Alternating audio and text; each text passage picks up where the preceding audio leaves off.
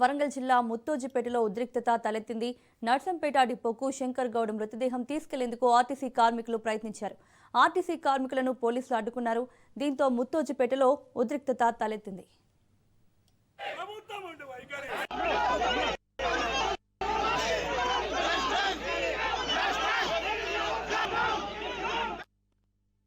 ఇదే అంశానికి సంబంధించి మరిన్ని అప్డేట్స్ మా ప్రతినిధి రాజు లైవ్ లో అందిస్తారు.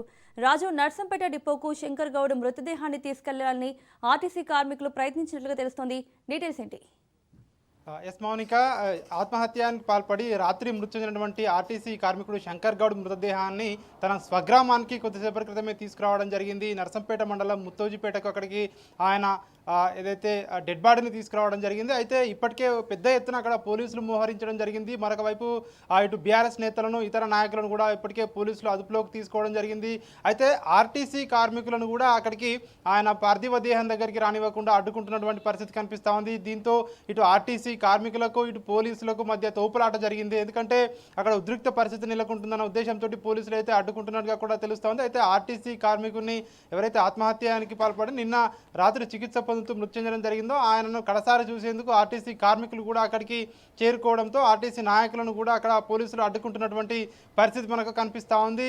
ఆర్టీసీ ఏదైతే 3 రోజులుగా కూడా ఆర్టీసీ కార్మికులు స్ట్రైక్ చేస్తూ ఉన్నారు. తమ డిమాండ్లను అమలు చేయాలని చెప్పేసి ప్రభుత్వానికి గత 40 రోజుల క్రితమే నోటీస్ ఇవ్వడం జరిగింది. సమ్మెకి వెళ్తామని చెప్పి కూడా 40 రోజుల ముందుగానే ఆర్టీసీ కార్మికులు ప్రభుత్వం దృష్టికి తీసుకురావడం జరిగింది. అయినా కూడా ప్రభుత్వం తాత్సారం చేస్తూ వస్తుందని చెప్పి కూడా ఆర్టీసీ కార్మికులు ప్రభుత్వంపై ఫైర్ అవుతున్న పరిస్థితి కనిపిస్తూ ఉంది. ఒకవైపు చర్చల పేరుతో పిలుస్తూ ఉన్నారు, కానీ ఎక్కడా కూడా తాము పెట్టినటువంటి డిమాండ్లను ఇప్పటికే ప్రభుత్వం ఇచ్చినటువంటి హామీని కూడా నిలబెట్టుకోలేకపోతా ఉంది అని చెప్పి కూడా ఆర్టీసీ కార్మికులు ఆవేదన వ్యక్తం చేస్తూ ఉన్నారు. ఎందుకంటే కాంగ్రెస్ పార్టీ గతంలో ఎన్నికల మేనిఫెస్టోలో కూడా ఈ అన్ని అంశాలను కూడా పెట్టింది. అయినప్పటికీ కూడా అవన్నీ కూడా అమలు చేయడం లేదని చెప్పి ఆర్టీసీ కార్మికులు ప్రభుత్వంపై అయితే విరుచుకుపడుతున్నటువంటి పరిస్థితి కనిపిస్తూ ఉంది. అయితే ఇక్కడ నర్సంపేటలో ప్రస్తుతం అయితే పరిస్థితి ఉద్రిక్తంగా మారిందని మనం చెప్పవచ్చు. పెద్ద ఎత్తున ఒకవైపు ప్రజలు, మరొక వైపు ఇటు ఆర్టీసీ కార్మికులు కూడా ఆయన డెడ్ బాడీ చూడడానికి, చివరిసారి ఆయనను చూసేందుకు, ఆయన వాళ్ళ కుటుంబానికి సానుభూతి తెలిపేందుకు పెద్ద ఎత్తున ప్రజలు, ఆర్టీసీ కార్మికులు తరలి వస్తూ ఉన్నారు. ఇప్పటికే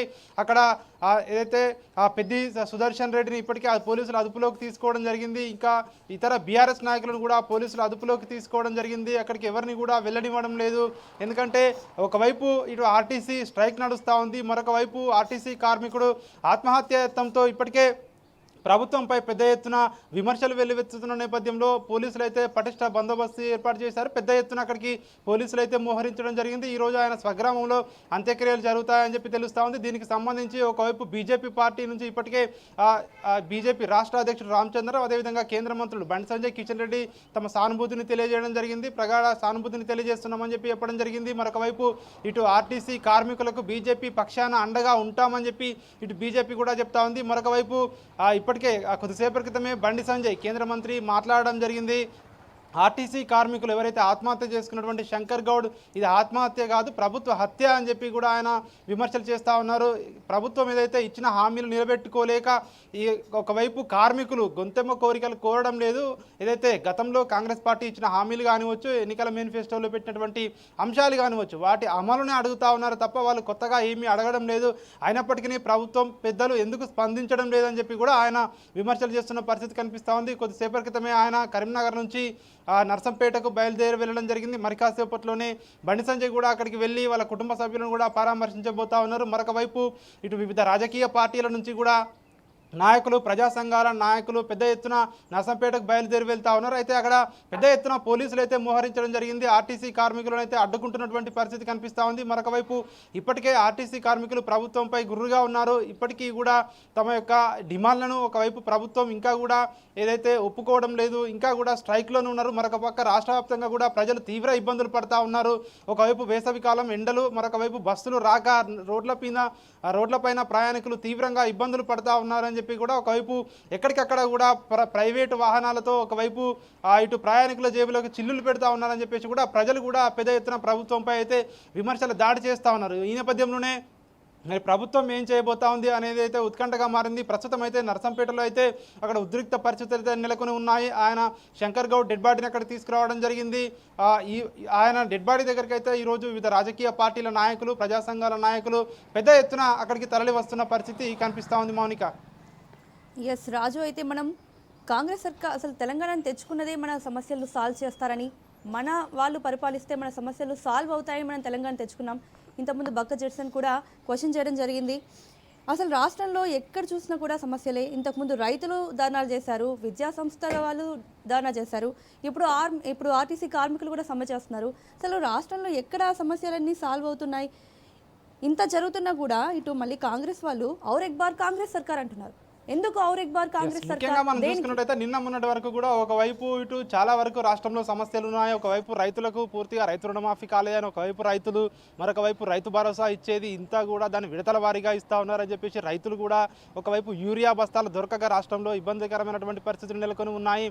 మరొక పక్క రిటైర్మెంట్ బెనిఫిట్స్ రాక ప్రభుత్వ ఉద్యోగులు, అదేవిధంగా రిటైర్ ఉద్యోగులు తీవ్ర అవస్థలు పడుతున్నటువంటి పరిస్థితులు కనిపిస్తూ ఉన్నాయి. ఇట్లా వివిధ రంగాలకు చెందినటువంటి ఏ రంగాన్ని చూసుకున్నా కూడా ఆయా రంగాల్లో ప్రజలు కానివచ్చు, ఇటు విద్యార్థులు, రైతులు అందరూ కూడా ఇబ్బందులు పడుతున్నారని చెప్పేసి కూడా తమ రోడ్లపైకి వచ్చి ప్రభుత్వం దృష్టికి తీసుకొని వస్తూనే ఉన్నారు. కానీ ప్రభుత్వంపై మాత్రం ఎట్లాంటి చలనం కనిపించడం లేదన్నటువంటి విమర్శలు పెద్ద ఎత్తున వినిపిస్తూ ఉన్నాయి. మరి ప్రభుత్వం ఇప్పటికీ కూడా ఒకవైపు ఇచ్చినటువంటి హామీలను నిలబెట్టుకోవడం లేదు. ఒకవైపు ఇప్పటికే ముందస్తు సమ్మె నోటీసు ఇచ్చినా కూడా 40 రోజుల ముందు కూడా ముందస్తు సమ్మె నోటీసు ఇచ్చి మేము సమ్మెకి వెళ్తాము, లేదంటే మా డిమాండ్లను అమలు చేయండి అని చెప్పి కూడా ప్రభుత్వానికి సరిపోయినంత సమయం ఇచ్చినా కూడా ప్రభుత్వం కనీసం దాన్ని కన్సిడర్ చేయలేదని చెప్పేసి కూడా ఆర్టీసీ కార్మికులు ఆవేదన వ్యక్తం చేస్తూ ఉన్నారు. మరొక పక్క ఒకవైపు హామీలు అమలు చేయకపోగా తమ వెనుక ప్రతిపక్ష పార్టీలు ఉన్నాయని చెప్పేసి కూడా ఆర్టీసీ కార్మికులను కించపరిచేలా ప్రభుత్వ పెద్దలు కొంతమంది ఏదైతే మాటలు మాట్లాడుతున్నారో, సో ఇవన్నీ కూడా వాళ్ళ మనోస్థైర్యాన్ని దెబ్బతీసి ఇట్లాంటి ప్రభుత్వం నుంచి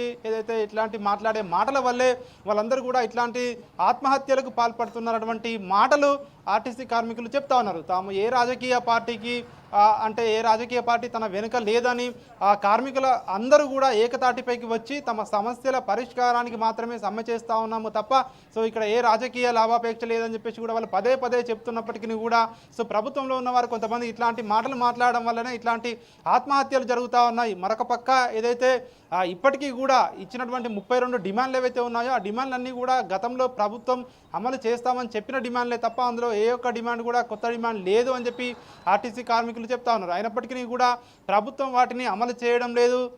మరొక పక్క ఒకవైపు డిమాండ్లు అమలు చేయడం లేదు, మరొక పక్క ఆర్టీసీ కార్మికులను చర్చల పేరుతో కేవలం అధికారులు మాత్రం చర్చలకు పిలిచినప్పుడు కేవలం వీళ్ళు చెప్పేదే వింటున్నారు, కానీ ఇవి అమలు చేస్తాము, సో ఈ విధంగా ముందుకు వెళ్తామని చెప్పేసి ఎవరు కూడా హామీ ఇవ్వడం లేదు. కేవలం మేము ఈ 32 డిమాండ్లో 29 డిమాండ్లకు ఒప్పుకున్నామని చెప్పేసి కూడా ప్రభుత్వ పెద్దలు ప్రకటనలు చేస్తున్నారు తప్ప అసలు ఏ డిమాండ్లు ఇస్తున్నారు, మీరు ఏ డిమాండ్లకు ఒప్పుకున్నారని చెప్పేసి లిఖితపూర్వకంగా ఇవ్వమని చెప్పినా కూడా ఎవరు కూడా లిఖితపూర్వకంగా ప్రభుత్వ పెద్దలు ఇవ్వకపోవడం ప్రభుత్వం ఆర్టీసీ కార్మికుల పట్ల చూపుతున్నటువంటి వివక్షే ఇందుకు కారణం, ఆత్మహత్యల కారణం అని చెప్పి కూడా ఈ యొక్క ఆర్టీసీ కార్మికులు చెప్తా ఉన్నారు. ఏది ఏమైనప్పటికీ ఆత్మహత్యల పరిష్కారం కాదు. ఇప్పటికే మరొక 3 ఆర్టీసీ కార్మికులు కూడా ఆత్మహత్యకు పాల్పడ్డారు. శంకర్ గౌడ్ మాత్రం మృతి చెందడం జరిగింది. ఇప్పటికీ కూడా వివిధ రాజకీయ పార్టీలు కానివచ్చు, ప్రజా సంఘాలు కానివచ్చు అందరూ కూడా విజ్ఞప్తి చేస్తూ ఉన్నారు, ఆత్మహత్యలు చేసుకోకండి, ఖచ్చితంగా ప్రభుత్వంపై అందరం కూడా కలిసికట్టుగా పోరాటం చేద్దాం, మీ యొక్క హామీలు అమలు చేసేంత వరకు, మీ డిమాండ్లు అమలు అయ్యేంత వరకు కూడా మీకు అండగా ఉంటామని చెప్పేసి కూడా అన్ని రాజకీయ పక్షాలు ఇప్పటికే ఇటు ఆర్టీసీ కార్మికులకు ఇప్పటికే అండగా నిలుస్తూ ఉన్నాయి. దీనికి సంబంధించి మరి ప్రభుత్వం ఈ రోజైనా ఆర్టీసీ జేఏసీ నాయకులతో జరిగే చర్చల్లో సఫలమవుతాయా లేదా, ఎట్లా ముందుకు వెళ్తుంది ప్రభుత్వం అనేది చూడాల్సి ఉంటుంది. ఏది ఏమైనప్పటికీ శంకర్ గౌడ్ మృతి మాత్రం బాధాకరం. రాష్ట్ర వ్యాప్తంగా కూడా ఇప్పటికే ఆర్టీసీ కార్మికులు తీవ్ర విచారాన్ని వ్యక్తం చేస్తూ ఉన్నారు. ఆయన మృతదేహాన్ని అయితే స్వగ్రామానికి తీసుకురావడం జరిగింది. మరి కాసేపట్లోనే వివిధ రాజకీయ పార్టీలకు చెందినటువంటి నాయకులు, జేఏసీ నాయకులు ఆయన మృతదేహాన్ని దగ్గరికి వెళ్ళి వాళ్ళ కుటుంబ సభ్యులను పరామర్శించబోతా ఉన్నారు. ఈరోజు ఆయన అంత్యక్రియలు జరుగుతాయని చెప్పేసి కూడా కుటుంబ సభ్యులు అయితే చెప్తా ఉన్నారు. ఆర్టీసీ కార్మికులు అక్కడికి వెళితే మాత్రం అడ్డుకుంటున్న పరిస్థితి సరికాదని చెప్పి కూడా ఆర్టీసీ కార్మికులు అయితే చెప్తా ఉన్నారు. Mounika. Right Raju, thank you.